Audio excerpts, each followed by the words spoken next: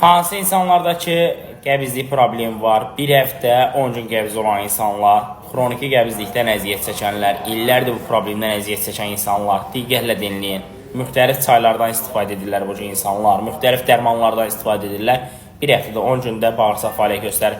Çox dəhşətli bir şeydir. Bağırsaq insan ikinci beyni adlanır. Sənin beynin bağırsağın yeri bir həftə 10 gün işləmirsə, heç bir makro mikroelementlər düzgün vaxtında sovrulmur. Minerallar, vitaminlər sovrulmur və orqanların az qalır. Bu o deməkdir ki, bütün xəstəliklərə qapı açırsan. Bəs bu qəbizlikdə necə edək? Köylü nəticə əldə edək. Bunun üçün mən sizlərə dərman vasitəsi deməyəcəm. Şərq təbəətinin tam təbii məhsullu olan fruktozan məhsulu tövsiyə edirəm ki, istifadə edin. Fruktozan qəbizliyi köylü şəkillərdən qaldırır. Fruktozan hətta ağız acılığını da aradan qaldırır. Öd problemləri, öd qatılaşması, öd daşlarının sorulmasında da əvəz olunmaz nəticəsi vardır. Apteklərdə olmur.